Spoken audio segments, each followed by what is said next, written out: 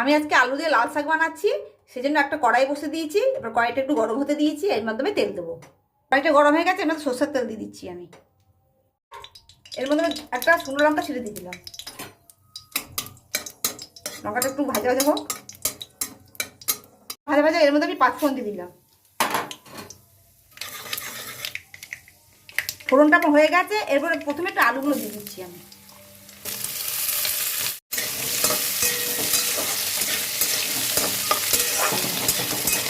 ভাজা হয়ে গেছে, এবার আমি শাকগুলো দিয়ে দেবো।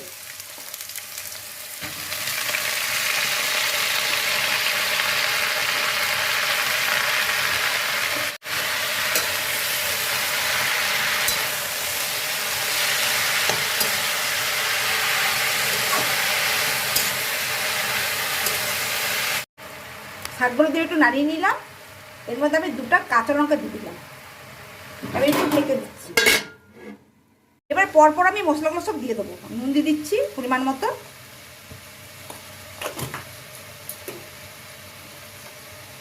হলুদ গুঁড়ো দিয়ে দিচ্ছি,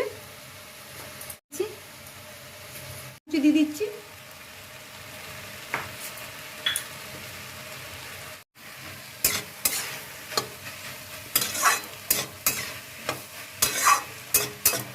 এবার ধনে গুঁড়ো দিয়ে দিলাম আর জিরে গুঁড়ো দিয়ে দিচ্ছি। এটা হচ্ছে শাক দিয়ে আলু দিয়ে একটা তরকারি। আচ্ছা, শাক ভাজা সবাই খায়, কিন্তু এরকম করে খুব দারুণ লাগে খেতে। আমার এরকম করে খেতে খুব ভালো লাগে।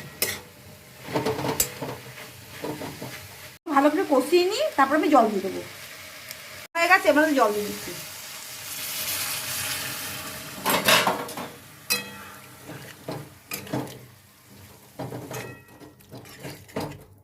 ঢেকে দিচ্ছি। এবার ঢাকনাটা খুলে দিচ্ছি, কেমন হয়েছে।